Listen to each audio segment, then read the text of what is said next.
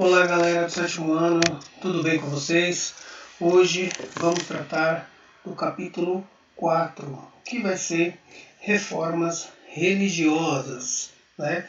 Reformas religiosas que ocorreram no século XVI, certo?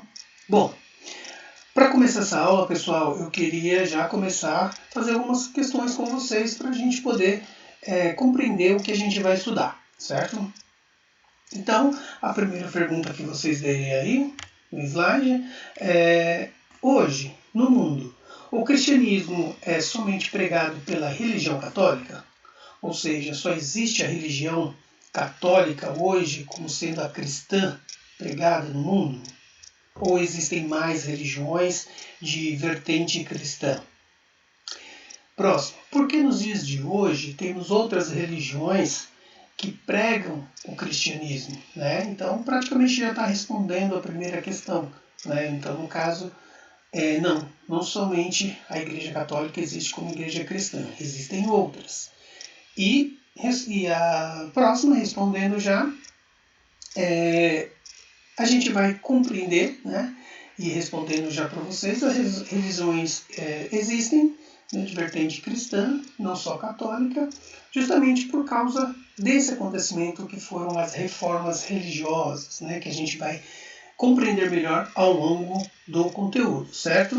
Bom, então, a gente, para entender, né, sobre o que foi as reformas religiosas, a gente tem que entender as causas, né, que fez surgir, né, essas reformas. E as causas estão dentro de um contexto chamado protestantismo, né? Então, o protestantismo ele surge como uma espécie de característica de crítica à Igreja Católica, né? Os seus costumes, como os religiosos estavam propagando a religião, né? E quem vai fazer essas críticas vai ser uma pessoa muito conhecida, que vai ser Martinho Lutero, um religioso, né? Que estava dentro da Igreja Católica, né? E aí, então, essas vão ser as causas das reformas religiosas, junto também com o surgimento de outra religião, que é o protestantismo. Eles vão protestar contra a Igreja Católica por causa como os religiosos estavam conduzindo a religião, certo? Então, as críticas começaram a surgir. E uma delas, a Igreja Católica, era as indulgências. O que eram as indulgências? Nada mais era do que a igreja vender, né, o perdão dos pecados e a salvação da alma do purgatório. Então, as indulgências era, por exemplo, a pessoa cometeu um pecado, ela queria se redimir desse pecado, então ela dava dinheiro para a igreja para poder se ver livre desses pecados, não é? E aí pagava como uma espécie de pagava em dinheiro para a igreja, e a igreja dava uma penitência para a pessoa cumprir, certo? A outra crítica à Igreja Católica foi a simonia. O que era a simonia? Venda de cargos eclesiásticos, né? Então, o que ocorria nesse período do século XVI? Religiosos vendiam cargos como bispos, arcebispos, padres. Quem quisesse ser um religioso com essa nomenclatura, com essa importância, bastava comprar, e muitos nobres compravam esses títulos, né? Então, essa era uma crítica também à Igreja Católica, porque a pessoa tinha que estudar, se formar para ser um religioso, né? Para ser um bispo, para ser um arcebispo, para ser um padre, né? Então, isso não ocorria, bastava comprar. Então, essa era uma outra crítica. Outro detalhe, venda de relíquias. O que eram as relíquias? Eram objetos ditos como sagrados, pertencentes a Jesus. Ou seja, as pessoas iam por uma espécie de feira, e lá os religiosos católicos estavam vendendo pedaços de madeira, dizia-se que era parte da cruz carregada por Jesus, pregos que foram pregados na mão de Jesus. Então essas relíquias, esses objetos eram vendidos como sagrado, pertencentes à história de vida de Jesus, e como algo errado, né? Quem criticava isso? Os protestantes, no caso, né? Então essas relíquias eram vendidas como algo sagrado. E às vezes não tinha nem comprovação que se realmente se pertenceu a Jesus, né?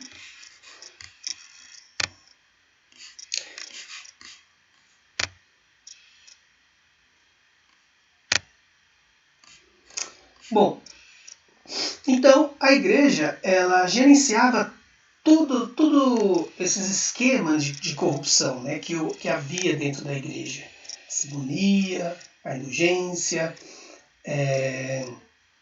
e a venda de relíquias, né? Então esse esquema era um esquema corrupto, não tinha nada na Bíblia que falasse algo, né, parecido a isso, né, que podia fazer isso. E aí então começam as críticas surgirem à Igreja Católica, não é? Então os religiosos cristãos católicos começam a ficar descontentes com as atitudes da Igreja. E quem vai ser essa pessoa que vai demonstrar isso vai ser Lutero, né? Lutero, ele enfrentou a Igreja Católica e denunciou esses abusos, né? E além disso, né, desse enfrentamento, ele também foi uma pessoa que combateu por meio das escrituras o que a igreja estava fazendo. Não só criticava por criticar, ele buscava na Bíblia algo que pudesse estar ali mostrando que a igreja católica estava errada. Bom, outro detalhe, o que existia, né, era a crítica da religião nas questões políticas. Né? Então, foi uma das causas também do surgimento do protestantismo. A igreja era muito ligada ao Estado, aos monarcas, né, e ajudava ali, de uma certa forma, a administrar reinos, né, principados, principalmente principados ali na Alemanha, certo? Bom, e quem não gostava disso? Eram os nobres. Os nobres, eles, de certa forma, eles se aproveitaram desses protestos dos religiosos, né? E então começaram a criticar também, porque a igreja, como forma de braço direito do Estado, né, dos príncipes, ela tinha também poder, um poder que estava muito ligado à terra, à arrecadação de impostos, né? Ela tinha esse poder também de fazer a mesma coisa que os nobres, né? Os nobres, então, o que eles queriam, né?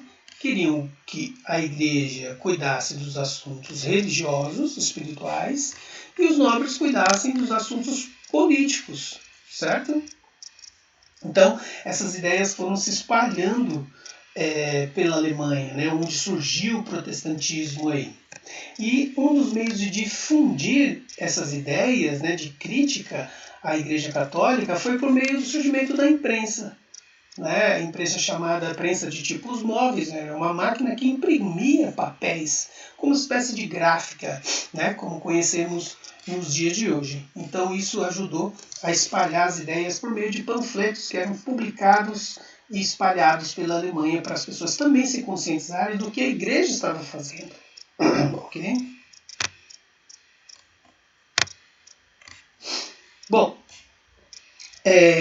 outro detalhe também foi a burguesia, que se aproveitou muito, né, dessas questões, que estavam relacionados também, claro, aos interesses que a burguesia tinha, que era na economia. A burguesia, ela pegou carona no protestantismo e também ajudou, né, a Lutero, de certa forma, a prosseguir com as suas ideias. Né? Então a burguesia via que a igreja, se separando do Estado, tendo menos poder,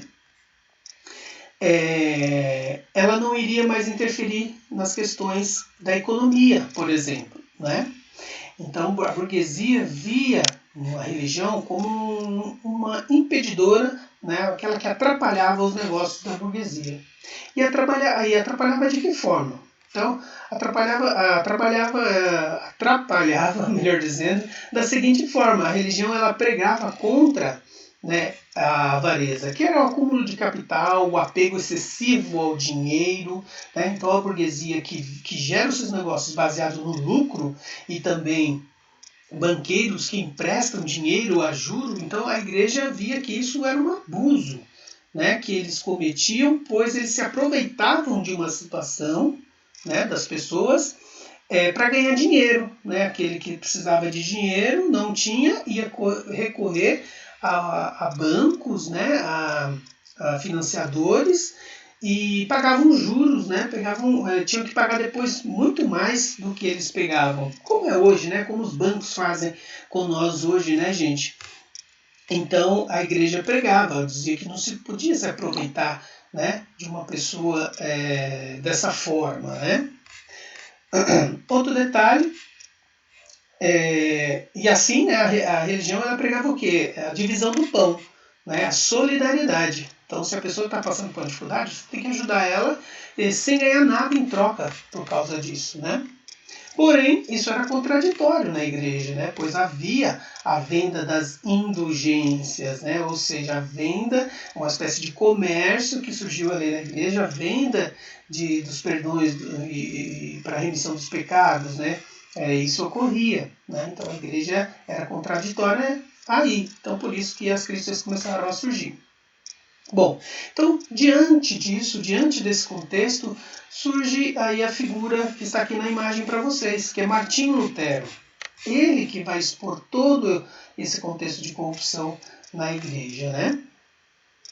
Então, Martinho Lutero, ele foi um religioso que seguiu sua vida, né, na preparação dos estudos de teologia para poder se preparar para ser um membro da igreja, né?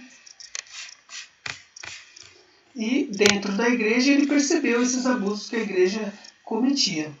E na sociedade também, né?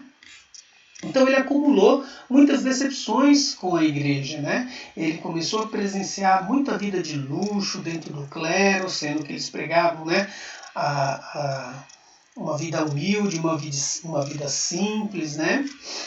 Constatou o distanciamento da igreja em relação aos princípios básicos do cristianismo, né, que é a ajuda ao próximo, que é a solidariedade, que não é a exploração, né? E aí, em 1517, né, já caminhando aí no século XVI, a decepção ela vai aumentando cada vez mais, né? E Lutero, para poder ter voz dentro do corpo religioso, o que ele faz? Ele pega e vai até, né, ao Vaticano pedir ajuda para o Papa Leão X, né, que vai então ele vai revelar tudo o que estava acontecendo na Alemanha, né?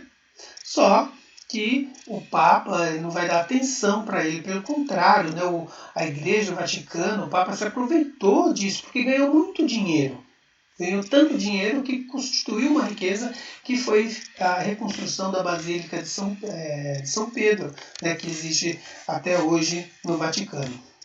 Então, Lutero não sendo atendido, né, o Papa não ouvindo Lutero fica indignado. Então, é aí onde ele vai protestar, escrevendo o que ficou conhecido como as 95 teses, né? Propagou, né, espalhou essas 95 teses, que eram trechos, né, de todas as críticas que eles faziam, que ele fazia à igreja, daquelas que nós vimos, né? Então ele pregou, né, escreveu, imprimiu isso e publicou até na porta da igreja, na porta das casas, para as pessoas terem a consciência do que a igreja estava fazendo, né?